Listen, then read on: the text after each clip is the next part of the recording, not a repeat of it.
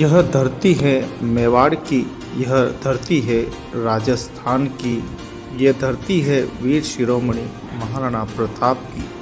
आप सभी को राम राम कणी खम्मा। आप देख रहे हैं उदयपुर राजस्थान के इस पिंडवाड़ा रोड को। दोस्तों, मैं आपको बता देना चाहता हूं कि प्राचीन काल समय इस रोड की कुछ ऐसी बातें हैं जो शायद आप नहीं जानते। प्राचीन काल में किसी भी अधिकारी की यहाँ ड्यूटी लग जाती थी तो वो रूह कांपने वाली बात होती थी। लोग इस इलाके से बड़े डरते थे, घबराते थे, कतराते थे। यहाँ किसी की अगर गलती से भी नौकरी लग जाती थी तो इसे सजाए काला पानी भी माना जाता था। समय के साथ सब कुछ बदलता रहा, सब कुछ चलता रहा। कहीं हिंसा होती रही, कहीं हत्याएं होती रही, लूट मार सब होते रहे। लेकिन आज के देश आज़ादी के 78 साल बाद भी हम ये कहें कि हमारे देश में आज भी सामाजिक कुप्रथा है, कुप्रभाव है, तो ये बहुत ही हमारे लिए निंदनीय होगी। इन बातों को हमें अब भुलाकर सकारात्मक सोच के साथ आगे बढ़ना चाहिए। अब वह दिन नहीं रहे कि हम अपने देश के अंदर भीतर लोगों को नुकसान पहुंचाएं। लोगों की मदद करने के बजाय हम उनको चोट पहुंचाने का काम कर रहे हैं। ये सबक लेने का उन राजनीतिक दलों का, उन सामाजिक संगठनों का, उन सभी स्वयंसेवी संस्थानों का प्रेरणा लेने की आवश्यकता है कि वो अपने क्षेत्र में जन जागृति करके इन सभी मामले का निस्तारण करें। लेकिन कहीं न कहीं सरकार और प्रशासन की लापरवाही के कारण कभी न कभी कोई न कोई इस हादसे का शिकार बन ही जाता है। हाईवे रोड की अगर बात करें तो यहाँ मामला थोड़ा ठीक है, क्योंकि यहाँ बड़ी बड़ी गाड़ियाँ आती है और हर ट्रक वाला या हर बस वाला या बड़ी लोडिंग गाड़ी वाला गाड़ियों को तेज़ रफ्तार से चलाते हैं और वह जान की बाजी हाथ में लेकर चलते हैं बिना खौफ, बिना किसी डर के। ऐसा माहौल हमारे देश में होना चाहिए जहाँ पूरे देश के लोग मेवाड़ उदयपुर जिलों की नगरी को देखने के लिए आते हैं। यहाँ की परंपरा, यहाँ की आदिवासी शैली, यहाँ की कल्चर, यहाँ के हर एक परिवेश को बड़ी ध्यान से देखने आते हैं, लिखते हैं, किताबों में शोध करते हैं। हमारी परंपराओं को कितना आगे बढ़ाने के लिए, उनको समझने के लिए लोग आते हैं। लेकिन हम तो अपने ही लोगों को डरा रहे हैं, हम अपने ही लोगों के साथ जुल्म कर रहे हैं। और जुल्म के हमारे जो ठेकेदार हैं उन्होंने इस जुल्म को और बढ़ाने के लिए न जाने इन सामाजिक प्रथाओं को बढ़ाने के लिए नए नए षड्यंत्र रचते रहते हैं। कमी कहीं न कहीं हम देखें कि प्रशासनिक अधिकारियों में और नेताओं में है, क्योंकि रोजगार के संसाधन नहीं हैं। जहाँ रोजगार नहीं होगा वहाँ भुखमरी, चोर चोरी, डकैती, लूटमार ये सब बढ़ना स्वाभाविक है। जिस क्षेत्र में औद्योगिकरण हुआ है, जहाँ जहाँ रोजगार के अवसर मिले हैं, वहाँ हिंसाएं खत्म हुई है और व्यक्ति ने नए सृजन को, नई चेतना को प्राप्त किया है। आज देश के 78 वर्ष बाद हम ये कहें कि हमारे क्षेत्र में तो चोरी डकैती इस प्रकार से करते हैं, तो वो सभी उसके गुनहगार है, क्योंकि उन्होंने कोशिश नहीं की। चाहे वो पंच हो, सरपंच हो, चाहे वो विधायक हो, सांसद हो, सबकी जिम्मेदारी होती है कि वे अपने क्षेत्र में विकास करें, डेवलपमेंट करें, रोजगार के नए अवसर बनाएं।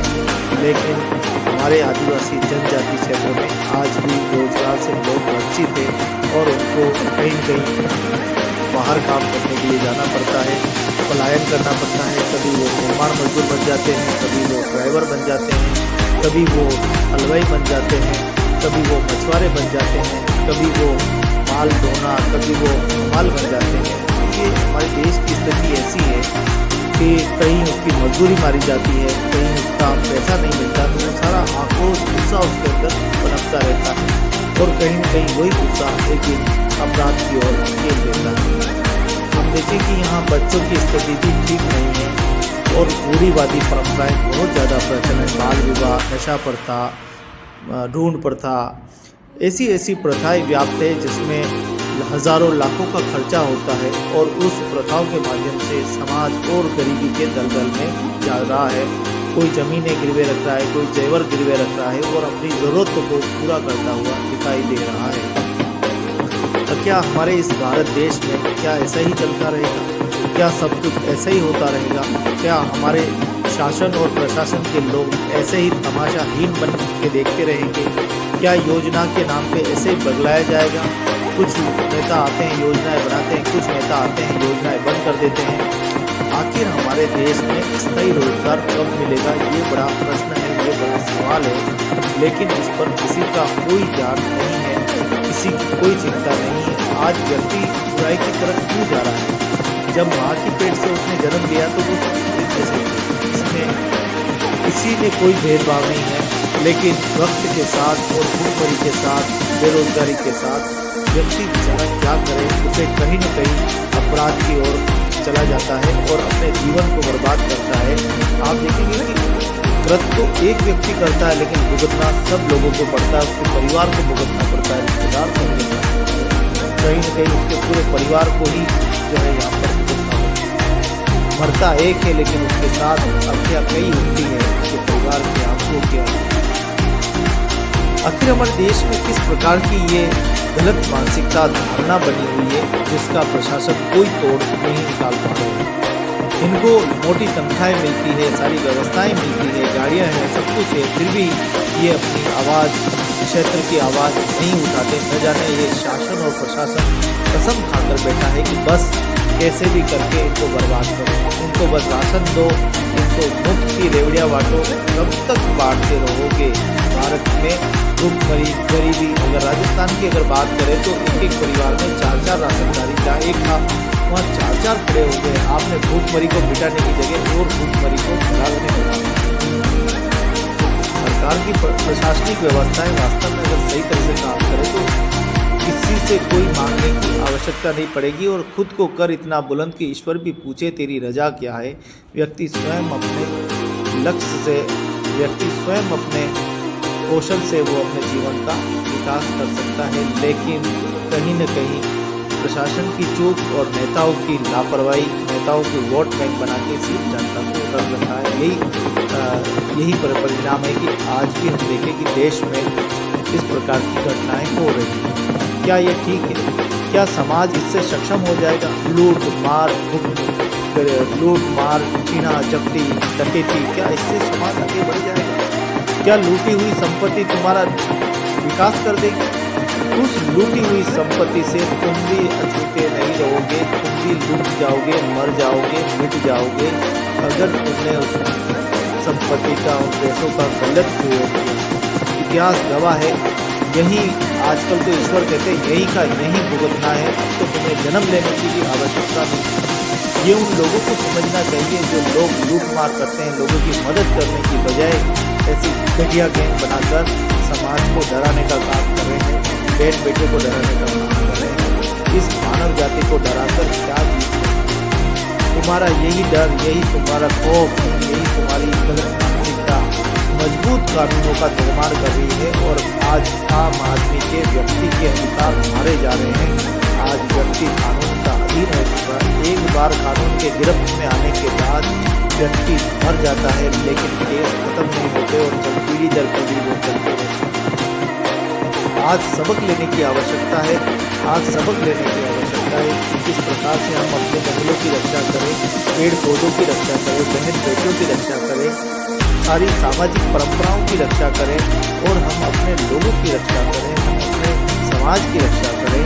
यही सबका दायित्व है, लेकिन इस ओर किसी का ध्यान नहीं है। सब खाने पीने में, खाना बदोश में लगे हुए हैं।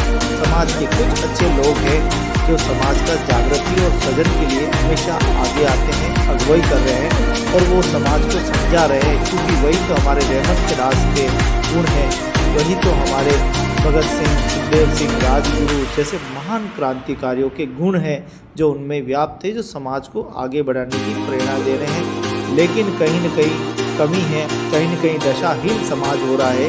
इसीलिए आज समाज भूला भटका समाज को ठीक करने के लिए आज स्वयं जागरूक व्यक्ति भी लाचार और मजबूर हो गए हैं, आलोचना के पात्र हो गए। ऐसा लग रहा है कि जैसे मानो कि विरोध दल ये कहता हो कि ये हमारे विरोधी हैं, ये तुम्हारे विरोधी नहीं है, ये तुम्हारे हितैषी है, ये तुम्हारे लिए सोच रहे हैं, ये तुम्हारे आने वाले कल के लिए सोच रहे हैं कि तुम्हारे भविष्य का क्या होगा, तुम्हारे जीवन का क्या होगा, तुम्हारे बच्चों का क्या होगा, तुम्हारे माता पिताओं का क्या होगा, तुम्हारी ज़मीन का क्या होगा, तुम्हारी जायदाद का क्या होगा, तुम्हारी खुशियों का क्या होगा, तुम्हारी आने वाली पीढ़ियों का क्या होगा। जो डाकू का कलंक जो तुम ठोक कर जा रहे हो, जो लूट मार का कलंक जो तुम ठोक के जा रहे हो, क्या वो घाव कभी भर पाएंगे? हो सकता है कि तुम्हारी 6ठी 7वीं 8वीं पीढ़ी में कोई भगत पैदा होगा तो ये कहेगा कि मेरा बाप डाकू था, मेरा बाप लूटमार करता था, मेरा बाप छोटा था। क्या तुम ये कहोगे?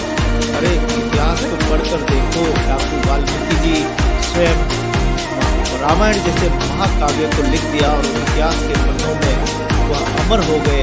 ऐसे वीर और महावीर बनने की कोशिश करो, न कि ऐसे राह चल के लोगों को लूट मार करके या उनको परेशान करके या उनको प्रताड़ित करके उनकी मदद करने की बजाय उनसे पूछो, चाय पिलाओ। ऐसा व्यवहार उनका होना चाहिए कि बार बार लोग कर आए। यहाँ होटल लगाओ, यहाँ खड़िए लगाओ, यहाँ पर अच्छे रेस्टोरेंट लगाओ ताकि लोग खाने पीने के लिए आए और 2 पैसा आपको देके जाए, आपका परिवार आगे बढ़े, आप भी सफल बने। लेकिन आप जिस प्रकार की डकैतीगिरी करते हो, मुंह के कपड़ा बांध कर गाड़ी को लहराती हुई चलाते हो, शराब पी के चलाते हो, तुम देश में कोई बड़ा काम नहीं कर रहे हो, तुम कोई महान क्रांतिकारी नहीं बन रहे हो, तुम डाकू हो। और एक दिन जेल की सलाखें तुम्हारे लिए खुली हुई है, एक दिन तुम्हें इन्हीं जेल के सलाखों के पीछे दम तोड़ना पड़ेगा। इसी प्रकार को लेकर ये आज हमारा पूरा जो है वीडियो आप सभी समर्पित है। अच्छे भाव रखिए, आने वाले समय में आपकी तरफ भाग्य देख रहे हैं, आपका भविष्य खड़ा है। अगर आज आप इस तरह से करेंगे तो आने वाला भविष्य बहुत खराब होगा, दुखदायी होगा और हमारे समाज को निगल जाएगा। अजगर की तरह, मेंढक की तरह हमारी खुशियों को पूरा निगल जाएगा। मित्रों, बात कड़वी है, बात बहुत ही सटीक है, लेकिन आपको प्रेरणा लेनी पड़ेगी और ये दादागिरी गुंडागिरी छोड़कर इंसान बनने की कोशिश करो। तुम अच्छे इंसान हो, तुमने उसी माँ के पेट से जन्म लिया जो सभी लेते हैं। तुम में बुराई अगर आई है तो उसका बुराई का जिम्मेदार तुम्हारा रहन सहन, तुम्हारे गलत दोस्ती, तुम्हारा गलत व्यवहार तुम्हें बहुत पीछे ले जा रहा है। तो बहुत आगे बढ़ सकते हो, अच्छे लोग हो तुम, लेकिन अपनी अच्छाई दिखाओ। ऐसा ना हो कि लोग डर जाए, घबरा जाए और फिर पुलिस का डंका बजे, तुमको बार बार जवाब देना पड़े, तुमको बार बार मरना पड़े, तुम्हारे परिवार को मरना पड़े। ऐसी गलतियाँ बिल्कुल मत करो। शराब तुम बेचते हो, लेकिन तुम्हारी आने वाली कई पीढ़ियाँ इसका कभी दंड भुगत नहीं पाएगी, इस कलंक को कभी धो नहीं पाएगी। तुम्हारे ये गंदे कृत्य ही तुम्हारा प्रमाण है, तुम्हारा परिचय देते हैं। इसीलिए कहता हूँ अच्छे कर्म करो, सत्कर्म करो। हम इतने अच्छे समाज से हैं, हम रक्षक हैं और दूसरों की रक्षा करने वाले हैं। अतिथि देवो भव का हमारे सार्थक है।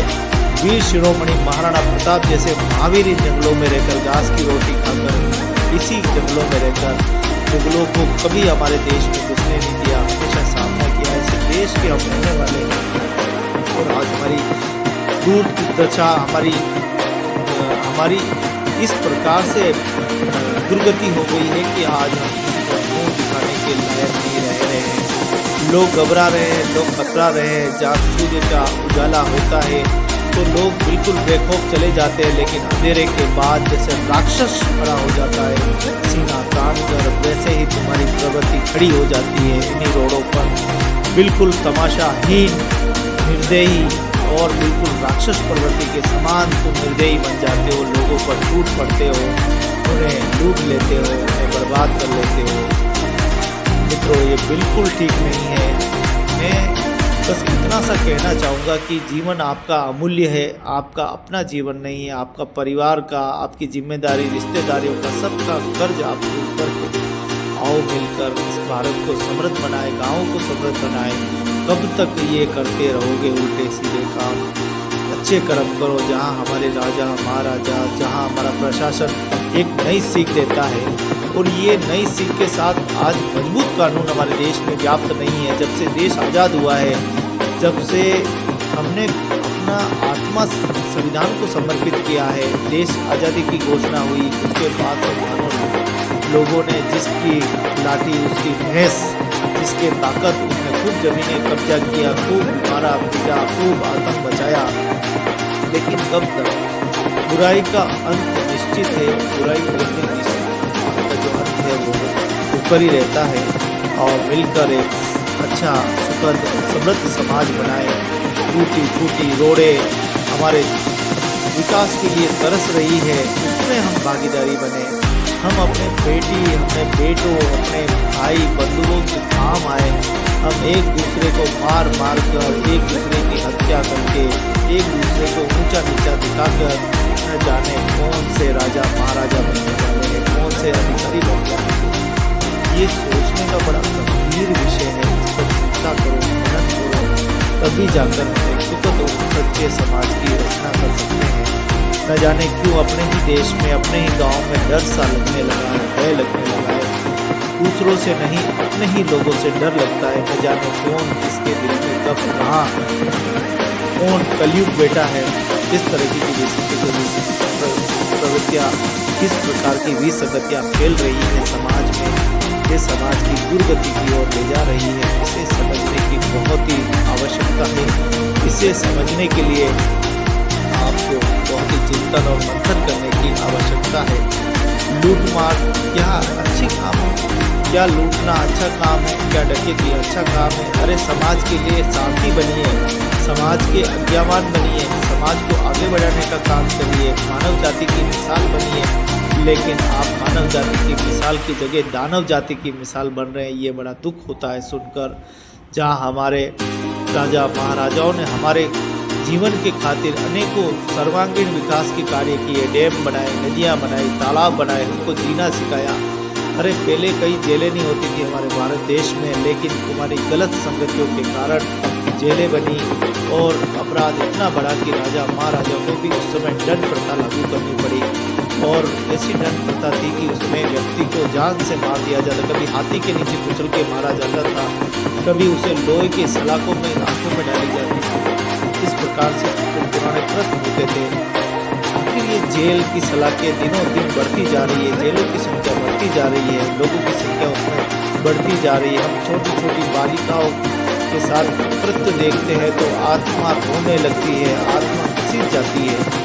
ये देखिए कितना सुंदर एक डैम है जो 7 किलोमीटर, आज से करीब 300 बरस पहले इसका डैम जो सुरंग का निर्माण हुआ था, जो सीधा बहुत ही बड़ी डैम में जाकर ये पानी जो है जाता है। राजा महाराजाओं ने जो काम किया है मानव जाति के लिए, वह भी उदाहरण बने। लेकिन हम किस जाति के उदाहरण बन रहे हैं? क्या हम एक सभ्य समाज की रचना कर पाएंगे? क्या हम आगे बढ़ पाएंगे? यह बड़ा चिंताजनक विषय है, क्योंकि आजकल बढ़ती ये लूट मारी डकैती जिस प्रकार से समाज में फैलती जा रही है, वो समाज को कहीं न कहीं एक बुराई की तरफ व्यक्ति एक गलत करता है। लेकिन जब अखबार में नाम छपता है, जब अखबार में उसकी सुर्खियाँ बनती है, तो कई प्रकार की जो है आप देखो कि प्रवृत्तियाँ बदलती हैं और इससे पूरा समाज जो है बहुत पीछे चला जाता है। इसी को समझने की आवश्यकता है, इसको ही ग्रहण करने की आवश्यकता है। तो आशा है कि इस वीडियो से आप थोड़ी सी प्रेरणा अगर ले लेंगे तो हम एक सुखद और समृद्ध समाज बनाएंगे।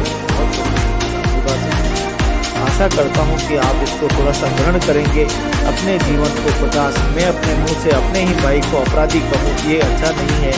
मैं अपने ही मुंह से अपने भाई को ऐसे शब्दों का प्रयोग करूँ जो मुझे उचित नहीं है। बस मैं इतनी सी प्रार्थना कर रहा हूँ। तो बहुत हो गया हिंसा फैलाना, अब अहिंसा पे आओ, सेवा परमो धर्म को समझो। जिस प्रकार से राजा महाराजाओं ने इतनी मदद की है, आप भी सारथी बनो। आप अच्छे हो, बहुत ही अच्छे हो। आप चाहे तो बहुत कुछ कर सकते हो, आप चाहे तो समाज की दशा और दिशा दोनों को बदल सकते हो। बस थोड़ी सी हिम्मत करो, थोड़ी सी हिम्मत करोगे तो आप इस समाज का भविष्य बदल सकते हो। इन्हीं भावनाओं के साथ ये वीडियो आपको समर्पित है। हम प्रशासन के भरोसे नहीं रह सकते। प्रशासन हमारी सुरक्षा बिल्कुल नहीं कर सकता, क्योंकि प्रशासन के पास कुछ भी संसाधन नहीं है।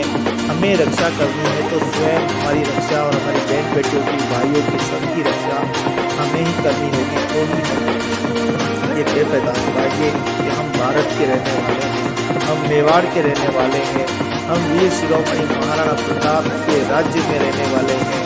ये गर्व से जब कहेंगे तो कितना अच्छा लगेगा। लेकिन जिस प्रकार से व्रत हो रहे, जो खबरें आ रही है, जिस प्रकार से हम सामाजिक कुप्रथाओं को जन्म और दे रहे हैं, शराब पी रहे हैं, अनगिनत पी रहे हैं, बिना बुलाए जा रहे हैं, कहीं न कहीं हमारा समाज बहुत ही गर्क में जा रहा है, बहुत ही नरक में जा रहा है। और आप गलत काम कर रहे हो, आपका पूरा परिवार मर रहा है, मिट रहा है, जो कोर्टों में चक्कर काट रहा है, कभी अपनी ज़मीनें बेच रहा है, जैसे जैसे तुम्हें बचाने के लिए हर मदद कर रहा है। न जाने जेल की कोठरियों में कितने ही सड़ रहे हैं जिन्हें आजीवन कारावास हो गई है, जो कोई अपने भाई को मार के गया है। अरे संसार में भाई से अनमोल तो कुछ नहीं होता, बहन से अनमोल कुछ नहीं होता।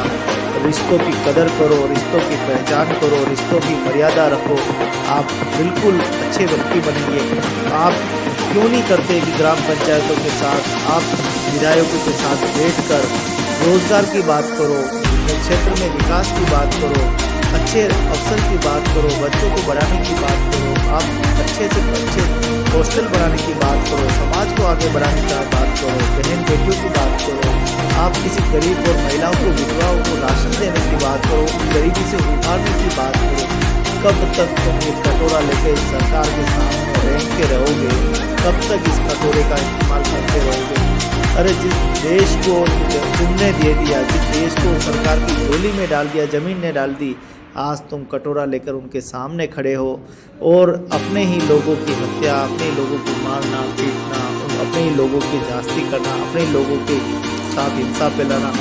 आखिर तुम्हारी ये गलत प्रवृत्तियाँ कब तक चलती रहेगी? ये बहुत बड़ा सवाल है और सवाल तुमसे ही है, जो गलत काम करते हैं उन्हीं से ये सवाल है। जब तक तुम अपने आप का सुधारात्मक प्रयास नहीं करोगे, न समाज बदलेगा, न दिशा बदलेगी, न दशा बदलेगी।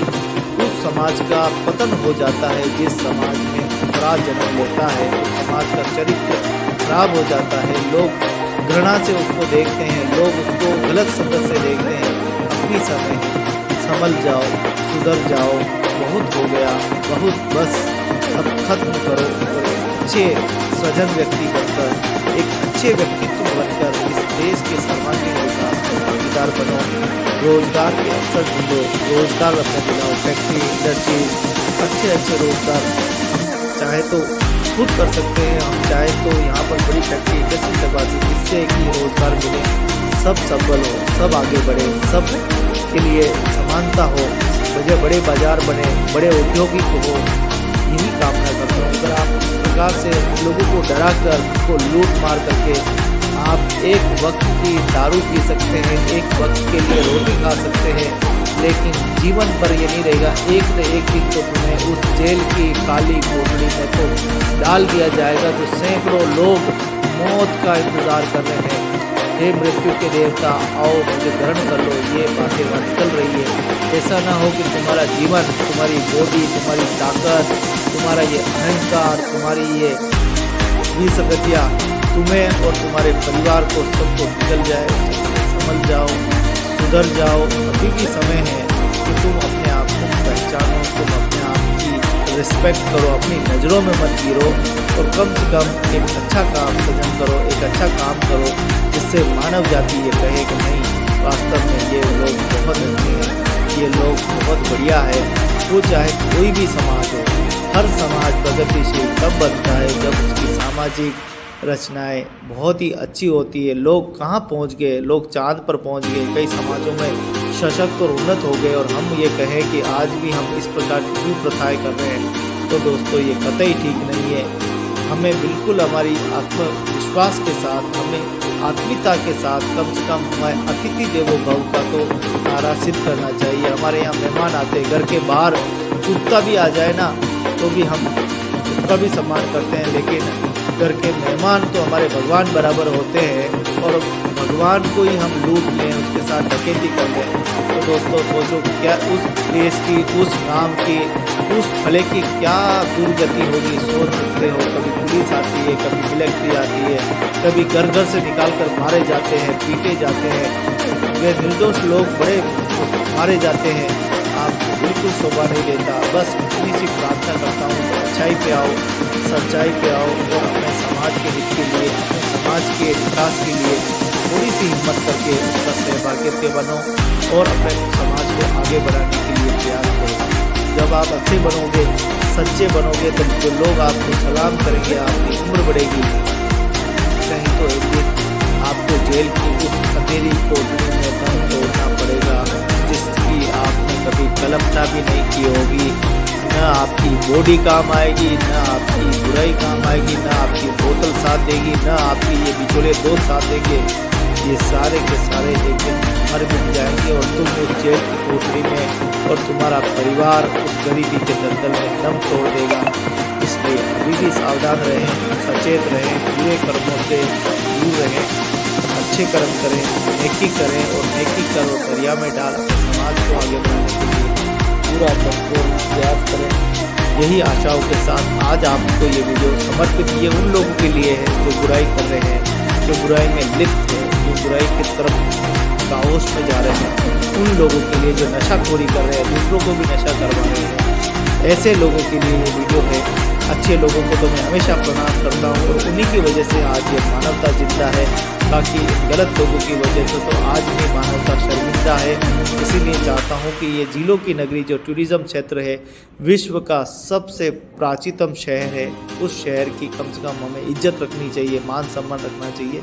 तब जाकर हम कहीं कह सकते हैं कि हम एक अच्छे नगर के, एक अच्छे प्रांत के, एक अच्छे जिले के, एक जिम्मेदार नागरिक है। और हमारी जिम्मेदारी, हमारा कर्तव्य ही, हमारा अनुशासन, हमारा बोली, हमारी चाली, हमारी व्यवहार ही हमारी सबसे बड़ी दौलत है।